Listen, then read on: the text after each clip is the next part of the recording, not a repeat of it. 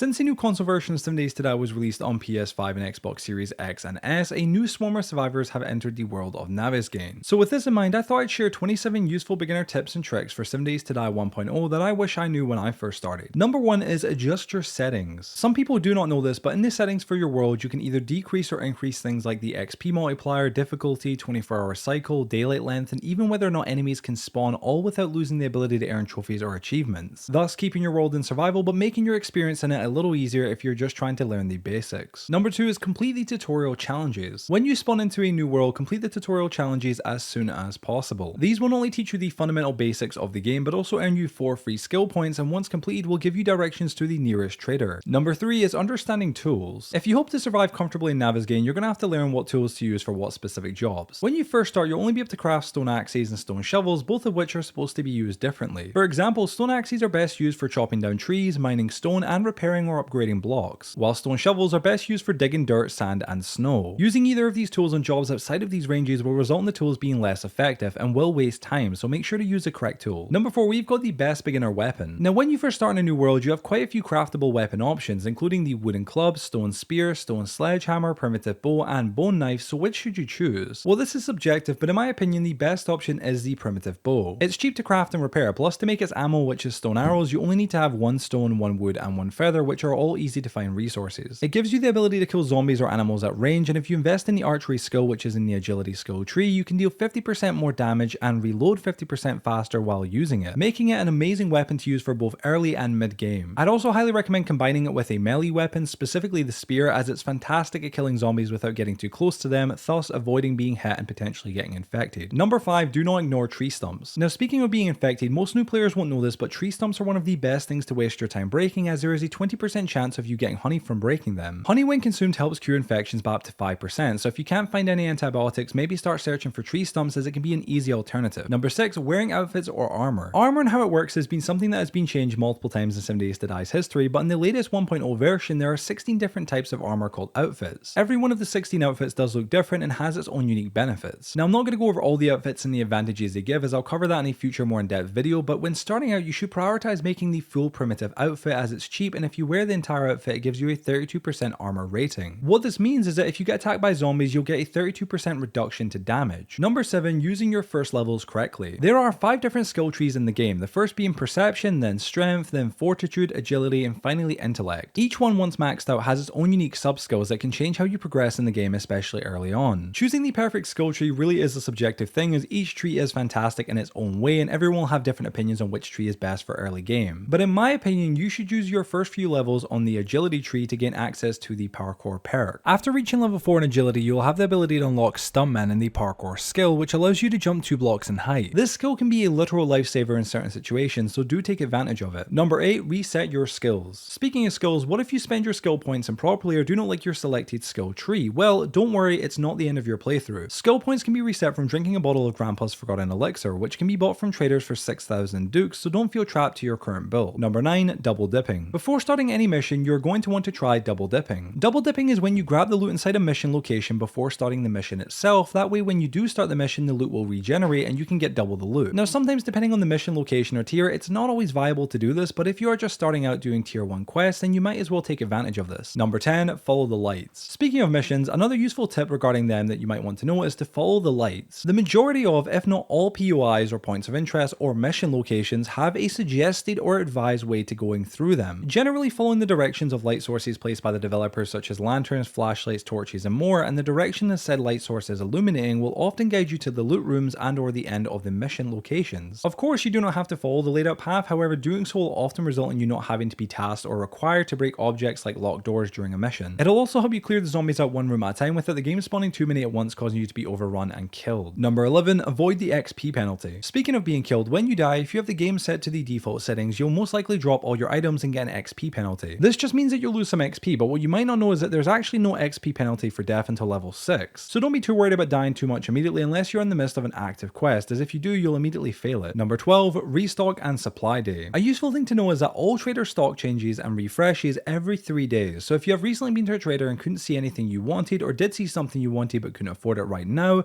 don't panic, as you'll usually have a couple of days before the next restock. To see when the next restock is happening, just speak to the trader and look at the top right hand side and you'll see exactly which which day it restocks. Another thing that happens every 3 days though, if you're playing on the default settings, is a supply drop. Every 3 days, a plane will fly over the map and drop supplies. They won't always be dropped near your location, so please be aware that you may have to travel some distance, but you'll see them on the map as a yellow box with a parachute attached to it. The supplies don't have to be collected straight away, but be aware that the longer you leave them, the higher the chance a marker for them will disappear from your map. So to avoid losing the supplies, either just go collect them straight away or make sure that you leave a personal marker right next to their location so you can always find them later on. Number 13, make storage immediately. When starting the game, placing a storage crate somewhere you will often return will prove invaluable. Everything in 7 Days to Die, especially in 1.0, has a use, meaning everything has value and is worth picking up depending on the situation at hand. Now, picking up everything you find, however, will obviously result in your inventory filling up, which will in turn cause you to be encumbered, which will affect your movement speed and stamina greatly. And since stamina is king and is depended on to do nearly everything in the game, including the ability to swing in combat, no stamina means that you are in a very vulnerable position. So remaining at an appropriate carrying capacity is crucial and is why having a storage crate will be a lifesaver early on. You'll also find yourself needing each item sooner or later, so having them stored away can really help you later out in the game too. Number 14, books and magazines. A good tip to remember is that the skills you level up affect the likelihood of you finding magazines of said allocated skill. For example, if you specialized in archery with your skill points, the likelihood of you finding archery related magazines increases substantially compared to if you were to spend your points on an opposing skill. Number 15, easily find books and magazines. Now, speaking of books and magazines, you can find them in multiple places in the game, but one of the easiest is in mail and newspaper boxes. If you go to towns, cities, and suburbs and search the mail and newspaper boxes, you can easily find dozens of books and magazines in no time. Number 16, books and magazines with secret perks. When viewing a book or magazine in your inventory, inspecting it will provide the player with more specific information as to what reading it will do. See, some may act as just a standard skill point in its respective line, but some others may act as a skill point and provide a special bonus, such as do not become encumbered at night. Reading the inspect page by selecting the book above the image's stat window will provide more detailed information on the benefits the book will give, so definitely give them a read. Number 17, stop double reading. When viewing a book or magazine in your inventory, keep an eye out on the top left corner. An image of either a grey open or closed book will be present on the image of the selected book or magazine. Now, a closed book represents that you have not read this yet, while an open book represents that you have read it. Reading an already discovered book or magazine will result in an XP reward of 50 XP by default, which really isn't a lot. Due to this, it's almost always worth either selling them or giving them to another player for both effectiveness and efficiency's sake. Number 18, basic wooden building blocks are your friends. Keeping a few building blocks in your hotbar can only be used to stack up to otherwise unreachable locations, but also as well be used as a safety net per se. See, by placing 2 or 3 blocks underneath yourself, followed by reinforcing the base foundational block to wood or a higher tier material, will cause the zombies to aggressively target the block residing closest to the floor. What this does is it leaves you with a safe vantage point and a position to fight back tactically. Number 19, changing shapes. Another thing about basic wooden building blocks that you might not know is that they can be altered to another shape in which there is a wide variety and plethora of options to fill your desires. Such an action can be done by equipping the block in your hand, and then if you are on PlayStation, holding the square button, or if you're on Xbox, holding the X button. If you're on PC, you're just going to want to hold the R key, and then from here you can just select change shape to choose your desired option. You'll also notice there's a thing called advanced rotation here, which may be selected via this menu, giving the player a much more detailed and advanced rotational options than the standard options. Number 20, should you build or take over? Well, although building your own base is fun, it also requires a lot of resources and planning, so before you start building your own house, castle, or base,